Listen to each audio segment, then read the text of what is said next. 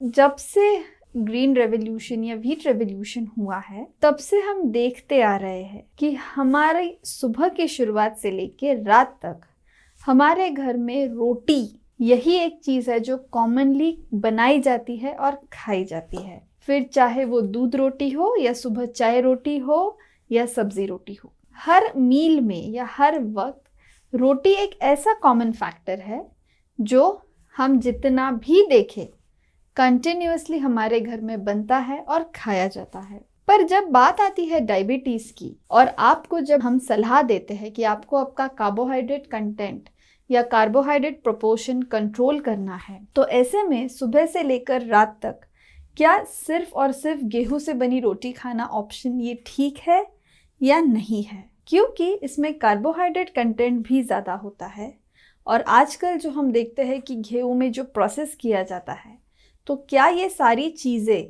गेहूं की रोटी को एक हेल्दी ऑप्शंस बना सकते हैं या नहीं बना सकते हैं, ये हम अपने इस वीडियो में देखेंगे। देखा जाए तो क्या इसके डायबिटीज़ में कुछ फ़ायदे हैं और आप कौन सा व्हीट प्रेफर कर सकते हैं खाने में और इसके नुकसान क्या हो सकते हैं, ये सब चीज़ आज हम अपनी इस वीडियो में देखेंगे। होल व्हीट ये प्रेफर्ड होता है as compare to refined wheat flour, क्योंकि रिफाइन की जो प्रोसेस होती है, ऐसे प्रोसेसेस में जो कुछ होल व्हीट के न्यूट्रिशन होते हैं वो सब खत्म हो जाते हैं।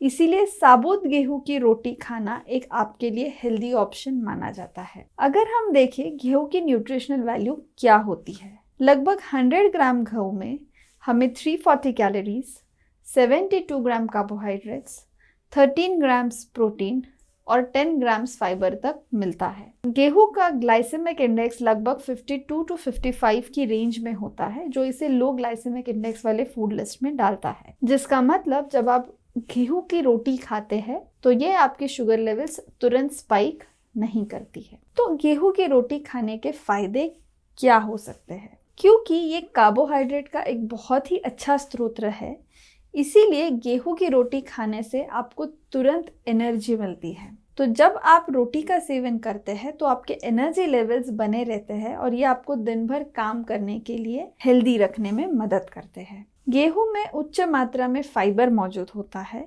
जो आपके बैड कोलेस्ट्रॉल यानी एलडीएल को कम करने में मदद करता है और साथ ही आपके हार्ट को हेल्दी रखने में भी आपकी मदद करता है।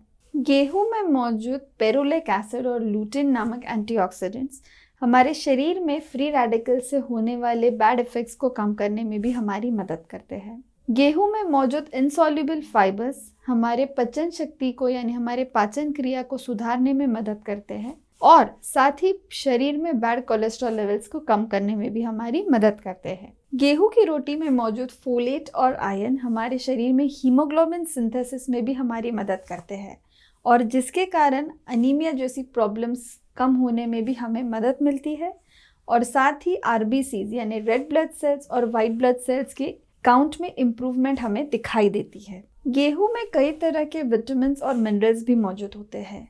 ये मिनरल्स हमारे शरीर में हमारी प्रतिरक्षा प्रणाली यानी हमारी इम्यूनिटी सिस्टम को इम्प्रूव करने के बाद हमारे शरीर को कई तरह के होने वाले बीमारियों से बचाने में हमारी मदद करते हैं। साथ ही गेहूं में मौजूद जिंक हमारे स्किन को हेल्दी रखने में हमारी मदद करता है और इसी के साथ ग्लो रखने में और रिंकल्स यानी झुर्रियाँ कम करने में भी हमारी मदद करता है। तो कौन से प्रकार के गेहूं आप खा सकते हैं? आजकल रिफाइन की जो प्रोसेस है, क्योंकि गेहूं की डिमांड अधिक होती है, तो ऐसे में जितना ज़्यादा कोई ग्रेन अगर प्रोसेस होता है उतने उसके पोषक तत्व कम हो जाते हैं। तो ऐसे में ऐसे गेहूं जिनका ग्लूटेन कंटेंट कम हो, जैसे बंसी गेहूं है, लाल गेहूं है, खपली गेहूं है, ये सारे गेहूं का ग्लूटेन कंटेंट थोड़ा कम होता है।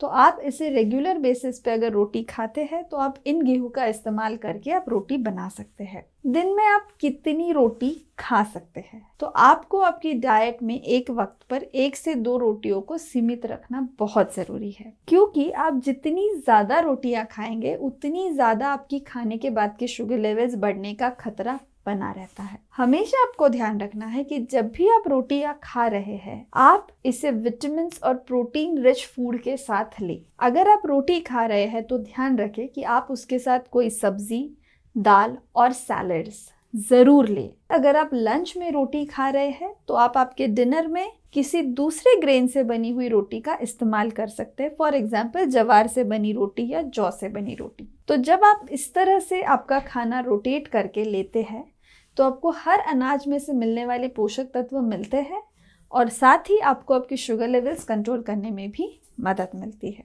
गेहूं की रोटी के बैड इफेक्ट्स या साइड इफेक्ट्स क्या हो सकते हैं? सीलिएक डिजीज एक ऐसा डिजीज है जो हमारे शरीर में ग्लूटेन एलर्जी से हो सकता है। ये लोग अगर गेहूं से बनी चीज़ें या गेहूं की रोटी खाते हैं तो उनमें तुरंत पेट से रिलेटेड शिकायतें जैसे पेट फूलना, गैसेस, पेट में जलन, कॉन्स्टिपेशन या डायरिया जैसी समस्या हो सकती है। अगर आप कोई काउंट नहीं रख रहे हैं और दिन भर सिर्फ और सिर्फ गेहूं से बनी रोटी खाते हैं तो ऐसे में आप देखेंगे कि आपके शुगर लेवल्स भी बहुत ज़्यादा स्पाइक हो रहे हैं। तो आपको अपने क्वांटिटी पर ध्यान रखना बहुत ज़रूरी है। कई लोग रोटी बनाते समय उसमें घी या तेल का अधिक इस्तेमाल करते हैं।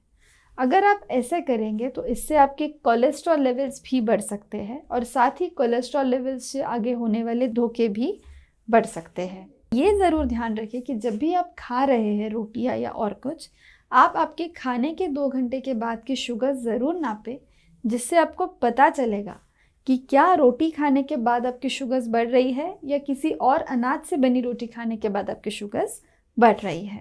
Thank you. अगर आपको ये वीडियो हेल्पफुल लगा है तो वीडियो को लाइक करें और चैनल को सब्सक्राइब करें।